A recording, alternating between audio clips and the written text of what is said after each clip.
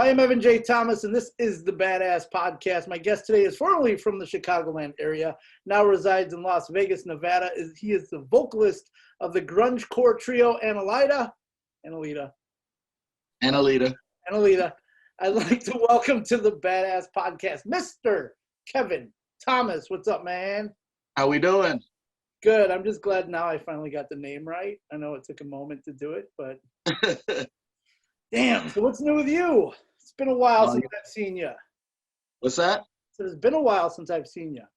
It has been a minute. I think I saw you last time was at Bottom Lounge for the Cold show. Was it that one? Was it Cold? I think so, yeah. Actually, wasn't it Fozzy? I think Cold was after Fozzy. You might be right. I don't remember. You and I have been to so many goddamn shows. Who knows? I worked every single show at Bottom Lounge for I think all of 2019. So it's all a blur. Yeah, exactly. So you moved. You've been from now Chicago. Now you're in Vegas. How has the transition been for you? Kind of moving. I mean, I remember watching your whole thinking about it and then doing it, and then now you're there. Yeah, it's honestly been a blessing because, I was working kind of behind the scenes in production for live events and stuff in Chicago. And I made a transition to move to work more of professional audio kind of, down that route. Okay. And with everything that happened with Corona, venues shutting down and stuff, I was still able to work, which I was very, very grateful for. In fact, that's the one side of the music business that actually did better, was the pro audio side. A lot of bands are going into the studios. So, gear was being sold, and the studios were doing a lot of upgrades in their rooms and their A rooms, B rooms and stuff. So it's just, we at my job have had actually a pretty good 2020, which is, rare being in the music business. So exactly. I mean, being in the music business, like you just said, everything else kind of took a dramatic hit. Obviously, with my lifestyle and putting on shows and photographing shows, I've had nothing for basically a year and just over a year. So yeah, for you to be able to stay busy, that is awesome. So how long have you been in Vegas now? It's been it's been over a year. I moved here Christmas of 2019. I actually showed up Christmas Eve when we got here. So literally 3 months before COVID started. Yeah, exactly. Yeah, I worked one trade show because my job duty was kind of you're gonna travel around the country and go to trade shows and studios and stuff and talk about gear. And I did one, and then COVID happened, and so been sitting in an office for the rest of the year. Oof. That's fun. So while you've been in Vegas, you started this new band. Yep. Annelida. Yep. And you came together with Matt and Kurt. You were in the band Contra here in Chicago. So how did that new little dynamic with the new members of your band start? Well, fun fact is Matt and I have been best friends for 15 years. We have been playing music, me and Matt, I'm 34 now.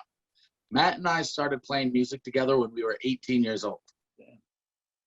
And Matt was also the tour manager of Contra. He went on most of the tours Contra did. So me and Matt have been really close for years and years, and he's the drummer of the band. Him and I we really click when we write music together. We just have been doing it together for a long time. We started writing music again together when we were both in Chicago. And then, once coronavirus hit, Matt was located in Phoenix at the time. He was just finishing up school. And I was here in Vegas. And I spent most of Corona working and sitting in my studio here that I'm sitting in right now and writing music. And I just had all these different ideas of things I was putting together. And finally, when the Annelida idea came together of this grunge metal band that I'm going to play guitar and sing in, when I spoke to Matt about it, I sent him one track and I said, "What do you think about this?" And he was like, "This is cool. It's different. We got to do it." So he moved to Vegas so we could really do this. And then the way we found Kurt was actually pretty interesting, because me and Matt were about 5 or 6 songs deep into writing this Annelida stuff. And I put up on like a Vegas musicians page, like, hey, who makes music videos, right? Just to kind of find some people. And Kurt hits me up and he goes, yeah, I do. And I said, cool. And then like he messaged me, he's like, what's the band like? And I told him, like, it's like a mix of Norma Jean, The Chariot, Poison the Well. He goes, those are my 3 favorite bands. Do you need a bass player? And I'm like, yeah, we do. So he asked for the tracks. So I sent him some tracks, and then he literally, I think it was not even 24 hours, he emailed me back bass stems of like a DI bass track and an amp bass track. I was like, what do you think? And I'm like, this is incredible. Damn. So then he started coming and hanging out. That's just how we've been working. He's just been recording his own bass. I haven't had to show him one note, one fret, nothing. I've had to show him nothing. I just send him the songs and he sends back perfectly recorded bass tracks for us. And the fact that you guys can have that dynamic still during COVID, like you said, he's not really in studio with you guys, right? No, he comes around every once in a while just to hang out and jam, and we hang out every once in a while. But as far as like the writing stuff goes, it's usually me and Matt in this room. We'll write a song. When we finish it, we send it to Kurt. He's got a studio out in his house. He records his bass and sends it right back to us. And I mean, he lives on the other side of town. It's like 20 minutes away. It's not far or anything, but I think it's easier for him to not have me watching him as like the sole songwriter, not have me like looking at it like, no, you got to do it. You put your finger down on one. There, he just kind of has his own time to do it. And it's perfect every single time. He's never sent me something where I've been like, hey, let's change this or let's do this. Everything he sent me, I've just been like, this is awesome. Great. Good job. Wow. And so today is April 12th. Tomorrow, you have a brand new single coming out. Unfortunately, This podcast isn't going to be out until later this week. So it'll be after the song comes out so we can promote. We call that a Terminator timeline. Exactly. Exactly. So the new single is called Bare Bones, right? Bare Bones, yeah. All right. So talk to me about the direction of this song and the sound of the band. You said it's a little grunge with metal involved. So I'd like to know what you're talking about. Yeah. So the original idea of the band was like, we want to be a metal band. All metal bands today, I don't want to say all, but most metal bands today have 5 members, 6 members, fucking 3 guitar players, 2 guitar players, whatever it is. We were like, let's do it as a trio, and everybody in the band is going to be a vocalist. I'm the lead vocalist. Matt and Kurt are the backup vocalists. So we picked Bare Bones to be our first single because that's what really shows the passing back and forth of the vocals. It's catchy, it's got good hooks, but like that was what was important to us. It's like we want to show off the fact that like, our drummer is screaming and then I'm screaming and then our bassist is screaming. Like everybody's doing their own vocal parts and stuff. So that was what was important to us for the first single. We just wanted to show that off, as opposed to like some of the earlier stuff that we wrote where it was like kind of my idea and I'm just like did the vocals and I was like, you know what, let's add some more stuff. So that was why we picked that song. And we're really excited about it. The video came out really cool and we're stoked about it. Does the video also drop tomorrow too on the 13th? Yep. Video will be out tomorrow. To be on Spotify, it'll be on everything. You know how it is. It's on everything. And probably later in the week, then it'll be on the Rock Hard with Evan J. Thomas show, most likely, is what I'm thinking. Hell yeah, dude. I'd love that. That'd be awesome. I'll have to talk to the guy involved in the show to see if I can get it on. So cool. Talk to myself, make sure I can get it on my show. So we'll go from there. So now you have the new single coming out tomorrow. I hate to always do this, but after the first single, what else do you guys have that you're going to be doing? Are you looking to do more singles every few months? Yep. An EP, we actually LP? What do you got going on? So that's the thing, with the way the music business is today is like, we don't know when shows are really going to be back. You know what I mean? Here in Vegas, like I do sound at a venue a little bit, since they've been allowing to have a few events and stuff. and it's not looking like they're having like these social distance shows where like people sit down at tables. Not very ideal for a band of like us. You know what I mean? Yeah. So we're kind of holding off on the booking of shows right now, but we've already got the second single mixed and mastered. We're going to be going in to film the video for that probably by the end of the month. I would say by like June that will be out. Okay. And then after that, we'll probably release another single. We had a band meeting this past weekend where we did speak about what are we going to do? Do we want to do an EP? Do we want to do a full length?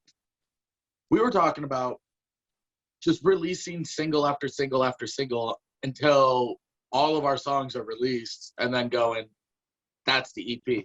And it's like online, it would show as an EP, but literally it would be 7 or 8 music videos.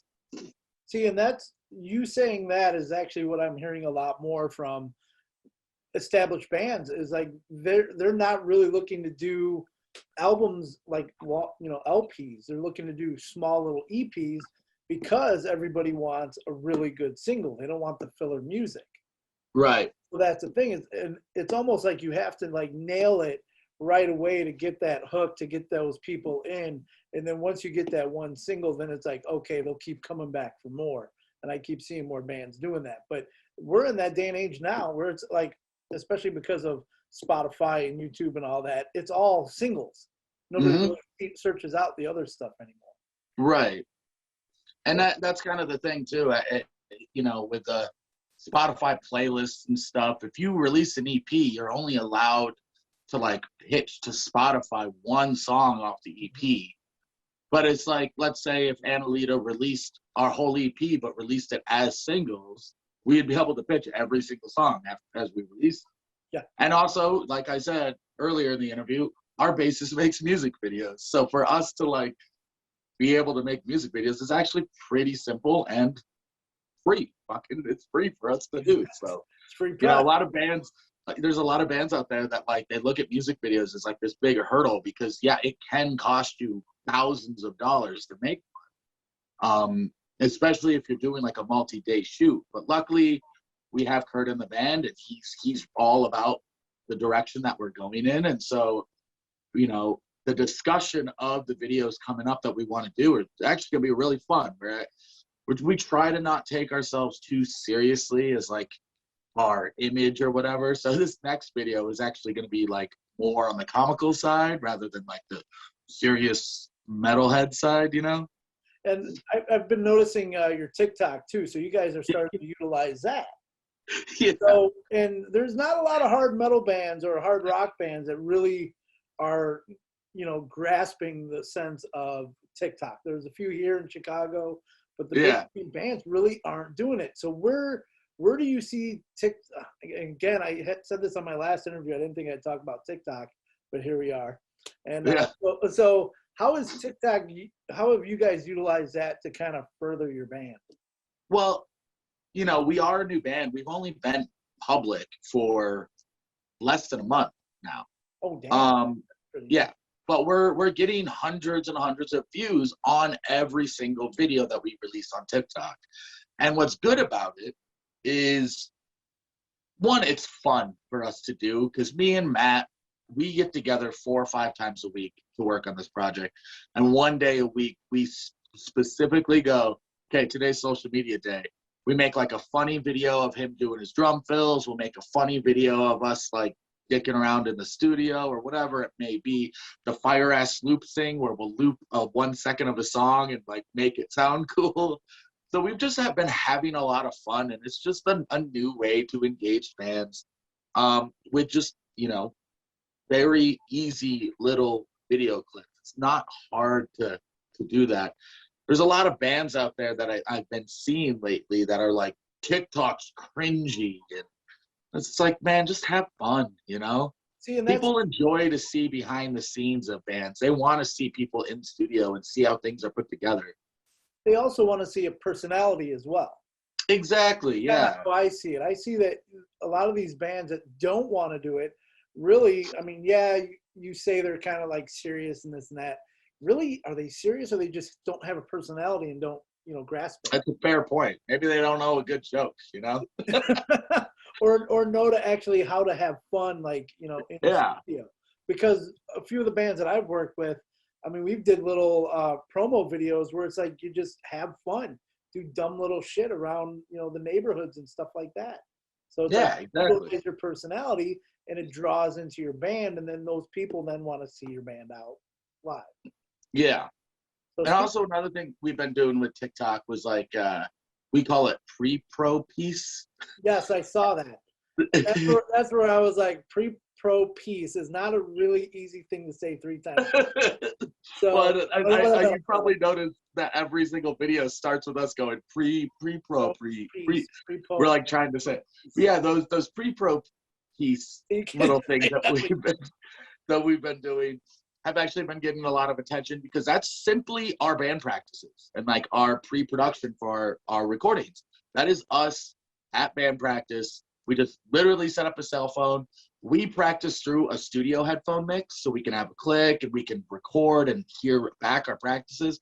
So we just press record on the phone, press record on the computer, and record it, take a 10-second snippet, put on TikTok, and then we got 300 views in 24 hours. And we got people messaging us and commenting. And, there's interaction there, even though we're just kind of dicking around and being funny and like, having fun. It's honestly just really fun for me and Matt, because we're always sitting around like talking about, what would be hilarious? So, Evan, let me tell you about this one that's coming up, dude. I'm so excited. So the other night, Matt and I we were drinking a lot, and it was like 3 a.m. We're sitting out by my pool in my backyard, and you could hear a bird. I think it was like a peacock or something. Yeah, there's wild peacocks in Vegas, by the way. That's strange as hell. So it was like a bird, like a couple houses away in like someone's backyard, and it was just cawing, but it was cawing in rhythm. And we were like bouncing the phone, like jamming out to it. But we captured like the perfect metal breakdown. Oh shit, my phone's died. Give me a sec.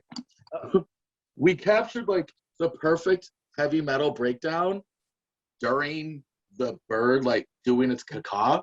And then actually yesterday while we were in the studio, we recorded the breakdown that the bird wrote for us. But now we just have to put the video. Yeah, now we got to put the video together. But that should be out probably the weekend. You'll see it. Awesome. So how do we find you on TikTok? I mean, what's your just Annelida Music. Anywhere you want to find us on social media, you just search Annelida Music. ANNELIDA. Yep. Music. I had to look up and make sure it was correct too when you said that. So I get it. So how many followers do you guys have on TikTok currently? Not a lot right now. I think we just broke 100. I think I maybe have 20, and I have like 3 videos up. Mine are like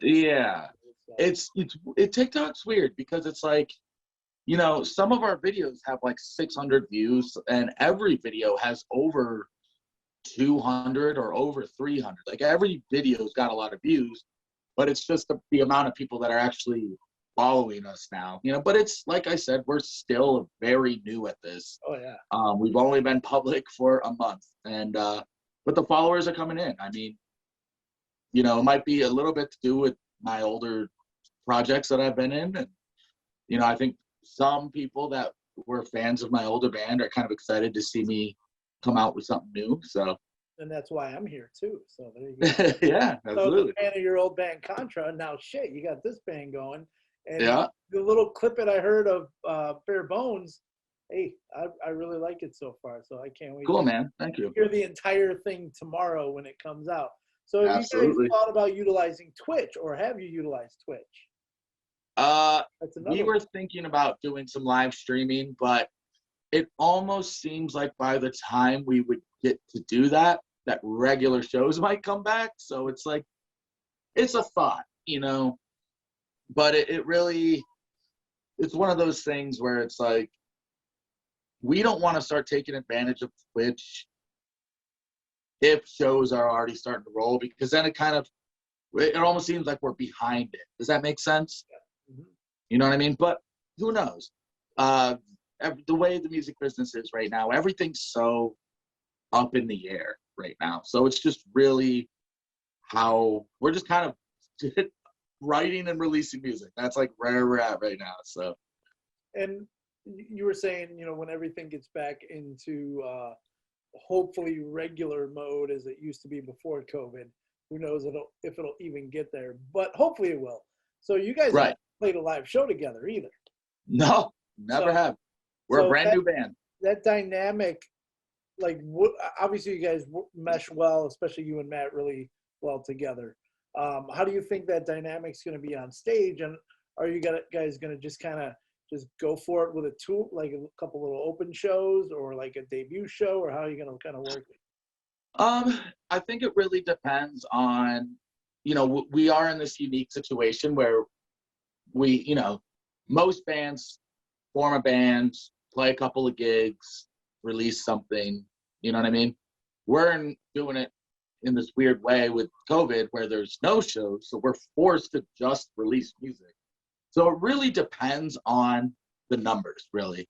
Because if the numbers are doing well for us, and, you know, then we might be able to be put in a situation where we could actually do a small run and go tour the West Coast or something. But, you know, the way I really picture it going is we're probably just kind of stick with like Weekend Warrior stuff. Yeah. You know, we live out on the West Coast now. We got a lot of cool markets around. We got Tucson, Phoenix, Reno, LA, Vegas, San Francisco and stuff. So probably just do weekend runs when we can, maybe once or twice a month, to just kind of spread out a little bit and just focus on good markets, you know? Like you said, you guys are in a good location now, being in Vegas, where you could hit a bunch of different states around you and big cities. Yeah. Obviously, Chicago's in the middle of everything out here, and you have smaller stuff, but I think kind of where you are in Vegas is actually a pretty sweet little spot for you right now. Yeah, it's cool. The music scene in Vegas, though, what I've been seeing and what I've been hearing, actually, I can't even say I saw anything. But it's like, you know, it's a lot of tribute and cover bands. And then... Don't even get me started on that. Yeah, I know. Although, you know what, dude? I'm going to tell you, sidebar here. There's a time and place for all that stuff. I'll just tell you. Well, you know, before COVID hit, me and my lady, when we moved here, we were like, oh, let's go be tourists in this new city that we live in. So we went out to Fremont Street, right? And there was this band called Spandex Nation. Spandex Nation! Remember what they play. Dude, awesome. They were so good. And then they were on Hell's Kitchen, like, this season. Really? Yeah, randomly on Hell's Kitchen. And I'm played 80s hair metal. Of course. Of course. And they were awesome at it, dude. They were so good. No, anyways, the music scene out here, what I've been hearing is, like, especially for this, like, heavy metalcore, heavy metal, hardcore scene, what I'm hearing is it's very DIY in Vegas. All the shows, the big venues out here don't want that screaming metal crap on their stages. They want tribute bands on their stages. So the shows are held at like VFWs and backyards and like next to pools and like a lot of weird little DIY spots. So we'll see how that turns out. You know, maybe we can get something going here. And so they're looking for safe music is what you're saying out in Vegas. Yeah, I think it's more of they want to pay one band to play it all 3 hours of time rather than put on a show of like 5 bands. Yeah, where you could get different types of screaming bands in there. So yeah, exactly. So you and I, over the past few years, have had many discussions about cliques in the local scene here in Chicago. Not really yet in Vegas because you don't really know. So me living through the late 90s, early 2000s cliques, as they call it, were different then than they are now. How do you view that? Obviously, you're about 10 years younger than me. So how do you view the cliques that are now compared to what was about 15, 20 years ago? Well, the thing with the cliques, so let's try to be as easy as we can, or we don't have to. I don't give a fuck. But no, I'm fine. Well, here's the thing. There was, you know, for the people who are listening, I used to sing in a band in Chicago called Contra. We were fairly popular. We could sell out venues. We drew a lot of people, and people liked us in the town. I would get a lot of hate from smaller bands. People would send me messages. I would, and I worked at good venues and stuff like that. I would hear things. And, my boss at Bottom Lounge would also hear things about himself because he was in a clique, right? But the thing is like, I'm always kind of like, the numbers talk, man. You know what I mean? So when people would complain, oh, Contra only has these bands play with them. They only play with Tanzan and Speaking with Ghost and Arabella. Like, they only play with these certain bands. And it's like, yeah, one, we play with those bands because we're friends with them. And two, we play with those bands because they also draw. So we want to make sure we have the best show put together. A lot of the times these younger bands don't put in the work and just expect to get like an opening slot to open up for Speaking with Ghost, Tanzan, and Contra, when in reality, they're not bringing anything to the table for the show. You know what I'm saying? Mm-hmm. It's like, the reason why Contra and Tanzan always played together was, one, we were all great friends. But the main reason is we knew if we booked Contra and Tanzan on the same show, there was a good chance we could sell the venue out. And that's ultimately what we wanted in the end. It wasn't about a clique or this or that. It was simply about numbers. And that's all it really was. And there was a lot of times that myself, my former boss at Bottom Lounge, we would hear a lot of shit talk coming from smaller bands we didn't even know, because we wouldn't book them. But it was like, we didn't book them because we didn't know them. You know what I mean? And then not only did you not know them, but then if you looked at their draw in like different areas as well, they didn't really draw much. So how are you supposed to get, I mean, yeah, I guess you always want to try to give that band a chance to prove themselves. Right. How many prove themselves moments do you give bands though? Well, here's the thing. That aside from working at Bottom Lounge, I also put on shows at Mutiny. I put on shows at Underground Lounge. I've sometimes put on shows at Live Fire. So there was three smaller venues that I booked at.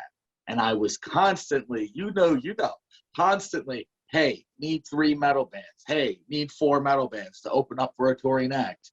And sometimes bands would hit me up. Sometimes bands would hit me up and then complain about their slot. So I got a good read.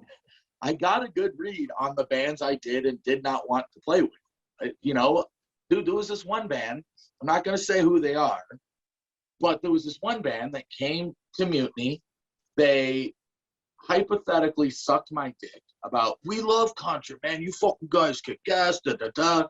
And they sucked my cock for a little bit. And then they went on stage, fucking stunk up the joint, got off stage, complained about the sound, complained that they played first, and complained that there was nobody there. And like, you're not going to impress me by talking shit about your own show. That's going to be the complete opposite. So this band, who then continuously would hit me up every time Contra was playing a show, hey, can we open up? Hey, can we open up? Hey, can we open? I just always be like, sorry, dude, it's all booked up. Sorry. Yeah, I think you were actually at one of the Underground Lounge shows where there was a band that got moved back that I was running, and to the last slot, and they bitched at the end of the show that I put them so late that nobody showed up. I go, wait, nobody showed up because I moved your time slot, but nobody knew that? Yeah, right. Still had 5 people show up. So well, anybody would have showed up if I would have put you on at 2 a.m. because nobody came out to begin with at 9 o'clock for you. So yeah, it's interesting. Right. Just not only bands, but like you said, how they expect things to be handed to them.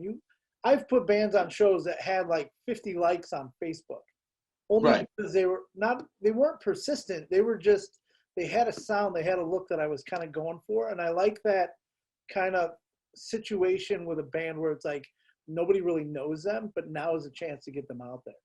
Right. And they would pull 15, 20 people. And I'm like, how do you have that many people show up when you only have 50 people to like your freaking Facebook page? So Right. it's promotion, and it's people putting in the work to get people at the show. And a lot of people just expect people to show up because of the venue or because of the promoter. Yes, it's part of our job too, but to me, it's more important for the band to promote Right. themselves, to get the fuck out. So a lot of people don't know. So like, you know, I don't want to sound like I'm tooting my own horn here, but there was a reason why I was always in the position that I was. There was a reason why I worked at Bottom Lounge. It's a great venue. There's a reason why. And there's a reason why the Contra drew. And it's because I worked hard. Mm-hmm. When people complained about selling pre-sale tickets, you know what I was doing? Selling 80 to 100 tickets. There's a reason why George Medic would put us on the slot he would put us for the 20 bands of Christmas. And it's because he knew Contra would sell tickets. It was that simple, right? And I hustled, and I constantly did that until it was kind of smooth sailing for Contra, to where we didn't have to, promoters no longer asked us to sell tickets because they knew 100 people would show up to see us. You know what I mean? Like, I think the show you came out to was your buddy's band from St. Louis. Was it like Hollow Front? Yep, Hollow Point. Hollow Point, that's right. So they came out. We got asked to be the headliner of that show. We played after them. And like, that's why we got put on that slot. That's why we got asked to play, is because the place was packed that night. You know what I mean? You guys brought the crowd. I totally get it. Yeah, exactly. So it's like, you know, a lot of people expect to like, oh, we need to get into these big venues. We need to do this. We need to open up for national acts. And it's like, it doesn't just happen. You have to put in the work to make things happen. And I don't think a lot of bands realize that that's the case. I think a lot of bands just expect this quote unquote big break of, we're going to open up for the right band and a bunch of people will see us and then they'll go to all of our shows. Like, that's not going to happen. You got to No, not at all. build a fan base for yourself, you know? The one thing I've kind of been noticing with bands the past 13, 14 months because of the pandemic, there are some that are still doing the same shit they did a year and a half ago, 2 years ago. They're not progressing when they have the opportunity to actually push forward their band, their look, their music, everything. They're kind of waiting. Like, I get it, the first 2-3 months, everybody was kind of waiting, like, yeah, we can't get together, we can't do anything. But now, a year later, it's like they're still doing the same shit, and they're not, like, learning from what we need to do going forward. So it seems like to me that the music industry, especially the rock metal scene, is going to be stuck in this rut, a lot of bands, just by doing the same shit they did before, and they're going to be left back. Right. I mean, I don't know how you see that. I think it's going to be an interesting thing, especially, you know, in Chicago where you're at, because, you know, I still kind of have my finger on the pulse in Chicago. I still talk to everybody and I know what's going on there.